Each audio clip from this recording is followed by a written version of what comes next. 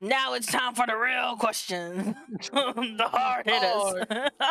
Yeah. Time to stop goofing off. No time for games. Time to get serious. With our totally serious voice. Time to get serious. The importance of major characters interacting with other major characters. So you're talking about Boys Nights Out, and Yeah. how you feel like you would have loved that because it was a lot of characters interacting. You know what I was thinking literally about? I was thinking about something I feel like people would hate to see, because some people kind of hate this character just for the concept of AI. I don't know where your stance on AI is, but some people like really hate just the idea of it. So it would be kind of crazy to see Michelangelo and Ethan react, because artists tend to have the most hatred towards AI. I know voice actors and writers did too, but like I do see a lot of people when it comes to artists, like, because AI is known for stealing artwork, and it would be kind of interesting to see the dynamic between Michelangelo and Ethan because of that. Because it's like, how would Michelangelo handle someone who uses AI? That is a very good question, actually. And I feel like that could be a very useful and significant topic to get those two characters to interact. But it would have to be approached in a very nuanced way with very good arguments from both sides. Ethan being as intelligent as he is in the use of AI, and Michelangelo being as passionate about his art and it coming from the heart as he is, that you would need to have very good evidence and strong points for both sides of that argument, instead of trying to push the audience towards one train of thought, one outcome, one conclusion. Yeah. That could be a way to get those two characters to interact in a significant way that doesn't feel shoehorned in there. Like for me, I was thinking like when it comes to someone like Ethan and Michelangelo, they both are pretty similar characters. When I was talking to Michelangelo, we're like, Ethan and Michelangelo are a lot alike. So I feel like they would be adult enough to be able to have a conversation where they're not both just pushing their side, but they don't necessarily have to agree with each other. Right, yeah, you can put all of your arguments on the table, agree to disagree, not really come to a conclusion on either side, and walk away from the topic, because it's something that really doesn't have really a consensus on its conclusion. I just feel like it might be a topic that's too hitting to home, I guess, in a way. Because a lot of stuff could be generalized, but when it comes to like because I feel like this is a lot more recent, so it's not like something we're accustomed to yet. So it's more so like, how could you go about a touchy subject like this? Because I do feel like it's pretty touchy, because of how new it is. That is true. It is very topical and very recent, but I think it can be handled in a respectful way. I would say that I don't like the way business is being robbed through AI. I played Naruto and Boruto Ultimate Ninja Storm connections where they were accused of using AI to produce English dub voices, and you can really kind of tell, I'll be honest with you, because some lines that were reused were not delivered in the same way at all.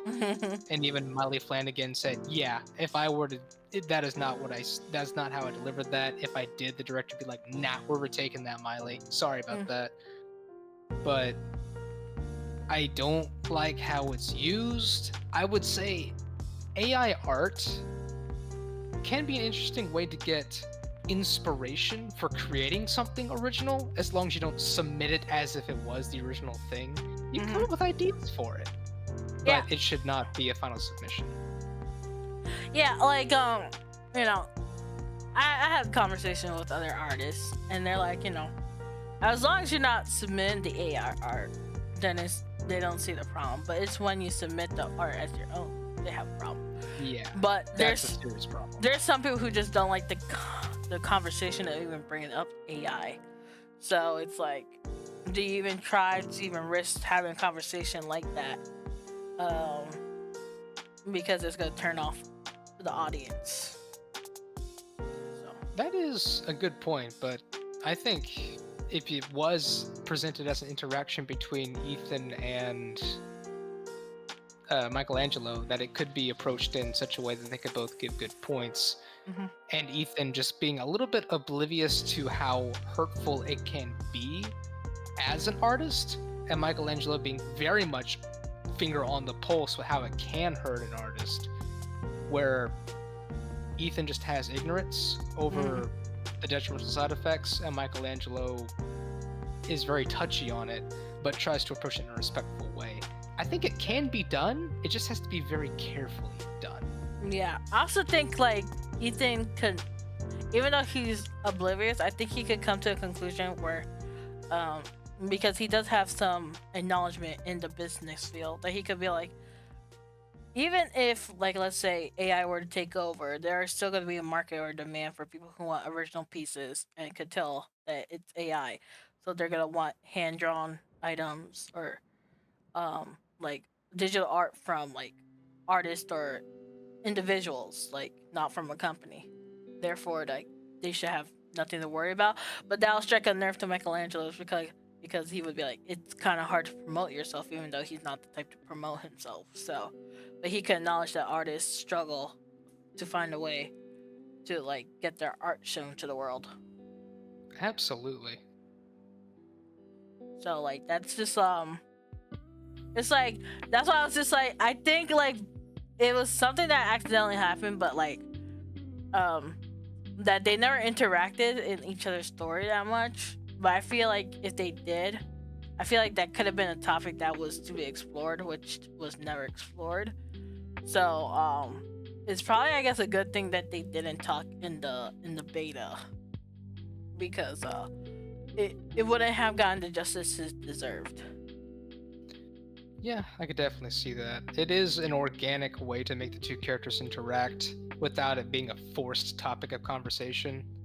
But Yeah. early on, it probably would not have been developed in a way that was flattering to the topic, or did it justice. Yeah, so I mean, I think this is something to think about when writing like more one-on-one characters, but it's just like I feel like with one-on-one character developments, there's positives and downsides. So I'm just trying to think of like, is there more positives than negatives? I feel like there would be more positives than negatives, but at the same time, it's like, does it also serve a purpose? It's, you don't want the interaction to end with the audience thinking that this one character is bad, or you don't want to paint any one character in a bad light because of the interaction. You want to give a balanced approach, unless your intention is to make the audience like one person over the other, and I guess that would depend on route. But for a neutral interaction like this, you don't want anyone to come away thinking negatively about either side. But I feel like there's already a pre-based interpretation that about a side, so it's like it would be hard to write about, because even if you are neutral about it, overall the audience isn't. So it's like, how would you write something that isn't going to be neutral to the audience?